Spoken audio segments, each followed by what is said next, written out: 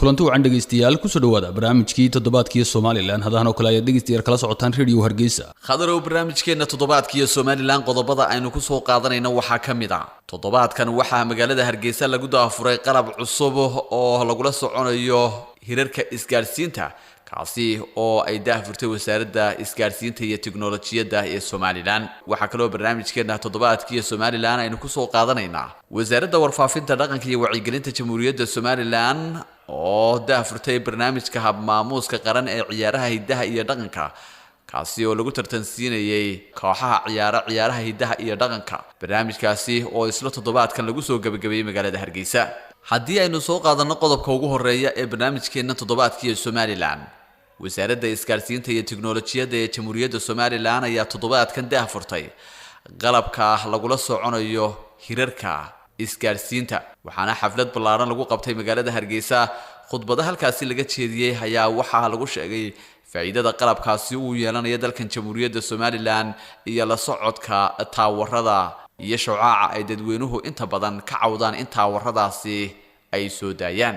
qodobkaasi faahfaahintiisa waxa inoo haya Xamse Caydiid wasaaradda isgaarsiinta iyo tiknoolajiyadda Soomaaliland ayaa maanta daahfurtay qalab cusub oo ay dhawaan dalka keentay qalabkaasi oo lagu maamuli doono hirarka isgaarsiinta iyo xakamaynta shucaaca taawarada isgaarsiinta munaasabada lagu daahfurayay oo ka dhacday xarunta wasaaradda isgaarsiinta iyo tiknoolajiyadda Soomaaliland waxaa ka soo qayb galay wasiiro mas'uuliyiin kale oo ka tirsan xukuumadda madax ka socotay shirkadaha isgaarsiinta dalka telefishinada iyo marti sharaf kale ugu horeyn waxa halkaasi ka hadlay wasiirka wasaaradda isgaarsiinta iyo tiknoolajiyadda Soomaaliland Dr. Cabduuli Sheekh Cabdullaahi Suufi waxaanu sheegay in qalabkan ay dalka keenan wax badan ka tari doono cabashadii ay bulshadu ka muujisay saameynta taawarada isgaarsiinta sidoo kalena waxa uu qalabkani kor u qaadi doonaa tayada adeegga shirkadaha isgaarsiinta ee dalka waxa maanta aad aan ugu faraxsanahay inaan halkan ku soo daahfurno himilayn dheer aan wasaaradda gudaheega hawl badan naga gashay oo ah in la hirgeliyo qaab loo maamulo khayraadka dabiiciga ah oo ah hirarka isgaarsiinta ama biligta waxa la yiraahdo ama signalka waa nidaam 3 waddan naga horeeyay Afrika ay hore ugu shaqeynayeen marka runtii inaynu qayb ka noqono maamulka khayraadka Afrika ay maamulaysa inaguna aynu qayb ka noqono marka in la helo qalabkii lagu maamulayay kadib markii ay wasaaraddu suurta gashay in miisaaniyadda qaranka ay ka soo iibiso ay diyaarso xeer nidaamiyihii lagu maamulayay ay raacsan yihiin halbeegya iyo procedures lagu maamulayo mahad ilaahay qaybta kale anaga aad noogu muhiimkiina waxa weeye waa biligta ama signalka ka soo baxaya towerka inaanu la socono powerka mar walba in badan ba ay bulshadu ka cabatay TV-yada laga hadlaa toddobaadkii u dambeeyay laga hadlayay towerka kala duwan maanta dabadeed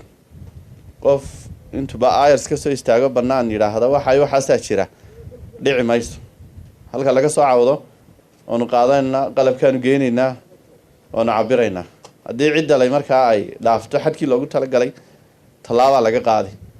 hadii qofka eedaynaya aanu cadeyno hayna isaga talaaba laga qaadaya waxa aynu la iska eedaynay maanta dabadeed iman mayso agaasimaha guud ee wasaaradda isgaarsiinta iyo tiknoolajiyadda Soomaaliland oo isna munaasabadaasi ka hadlay ayaa halkaasi ku soo dhaweeyay marti sharaftii iyo mas'uuliyiintii kala duwan ee munaasabadaasi ka soo qayb galay waa soo dhaweynayna dhammaan madaxda sharafta ee qaranka ee maanta u soo horeyna ka qayb galaan wasaaradda kala qayb galaan daahfurka barnaamijkan taasina waxay ku tusaysaa qiimeynta ka soo qaybgalkiinu qiimeynteenu qaran ahaan qiimeynayno technology iyo horumarkeeda wasiirada wasaaradaha arrimaha gudaha gaadiidka xiriirka golayaasha caafimaadka wasiir ku xigeenada wasaaradaha warfaafinta maaliyadda caafimaadka iyo mas'uuliyiin kale oo munaasabadaasi ka hadlay ayaa wasaaradda ku bogaadiyay tallaabadan ay hore u qaaday ee kor loogu qaadayo tayada isgaarsiinta Soomaaliland waxaan aad ugu hambaleynayaa bandhiga maanta ay halkan ku soo bandhigeen qalabkan aynu aad ugu baahnayn wasaaraddan wasaarad cusub ay ahayd oo dhismihii dawladda xukuumadda imika joogta lagu soo daray halka imika maraysa markaynu eegno xawle aad u wanaagsan bay ku socotaa wasiirka iyo wasaaraddana waan hambaleynaynaa aad baan ugu faraxsanahay maanta inaan ka soo qayb galno xafladan lagu shaacinayo qalabka lagu isticmaali doono spectrum management systemka amba qalabka maamulka hirarka wasaaradda iyo qarankaba waan ku hambalyeynayaa waxaan rajeynayaa inay wax badan ka qaban doonto ujeedada weynaynu u fikirno maanta un maahe ubadka aynu dhali doono inaan raad muuqda iyo sunno fiican ay nagaga daydaan aanu abuurnaynu jecelahay waynu u hambalyeynaynaa wasaaradda si kaliya laaba hawsha ay qabatay ee wasiirku uu ku hogaaminayo oo muuqata waanaynu kula shaqaynaynaa ilaahayna waynu uga mahad celinaynaa in la keeno qalabka lagula soconayo hirarka noocyadooda iyo kala xadeyntooda iyo qiimeyn lagu sameeyo waxyeeladooda iyo waxtarkooda waxaan aaminsanahay wax weyn baa inoo qabsoomay waa ilaahay fadhiyay wasaarad ahaan waxaan u xil saaranahay waa ilaalinta caafimaadka qofka oo mandate-kaasaanu haysanaa maqaasid shareecaha mid ka mid ah oo ah qofka maskaxdiisa la ilaaliyo jirkiisa aad iyo aad waxaan usoo dhaweynayaa barnaamijkan cusub iyo farsamadan cusub ee wasaaraddu ay inoo soo bandhigtay wasiirka iyo ciddii kala shaqaysay tiimkiisa ahiba aad iyo aad baynu ugu mahadnaqaynaa ganacsigeena iyo dowladnimadeena way kala kortay ganacsigeenu aad iyo aad buu u xoog weynaaday heer wuxuu gaadhay aan la maamuli karin xaggii la regulate garay karin marka maanta wasaaradda maadaama tiimka hormoodka ka ah wasiirka DG-ga iyo shaqaalaha kala duwanba ay aqoontii la garanayaan ka dowlad ahaan xukuumad ahaan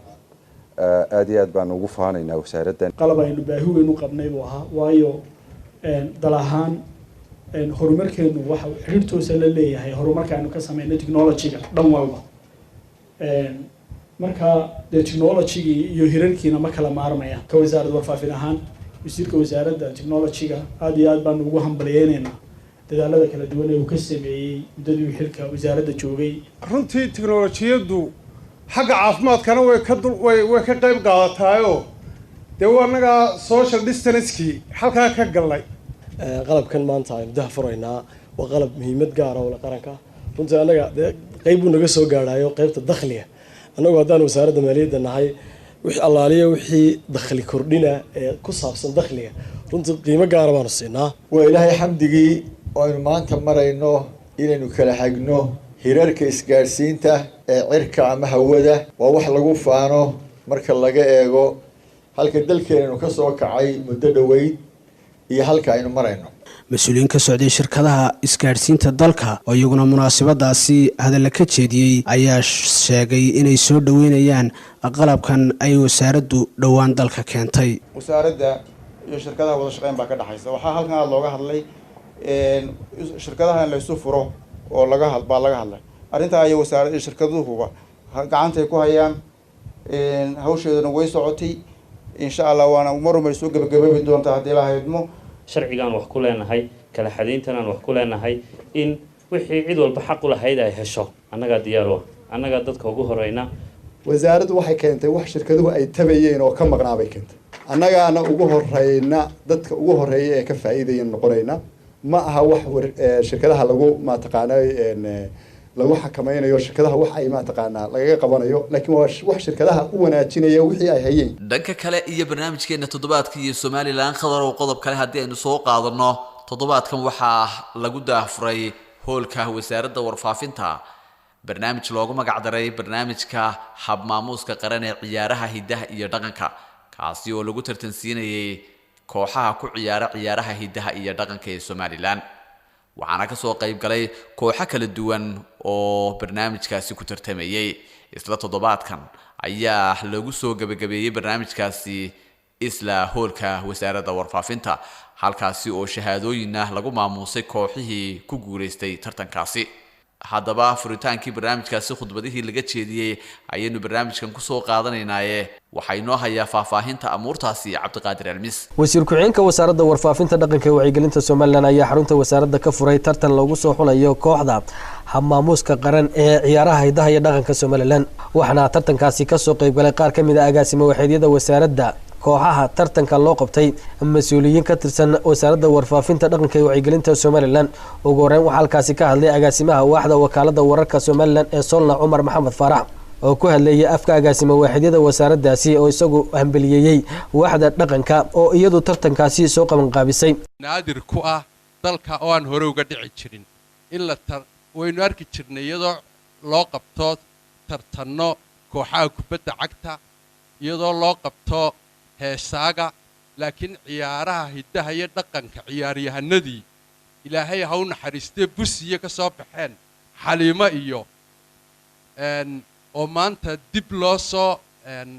loo bilaabayo waa mid inagu uguba waana tallaabo waaxda dhaqanka ee wasaaraddu qaaday fikirkeedana lahayd madaxda wasaaradduna kala shaqaysay waanaan ku hambalyeenaynaa waxaa kale oo iyana halkaasi ka hadashay agaasime ku-xigeenka waaxda dhaqanka ee wasaaradda warfaafinta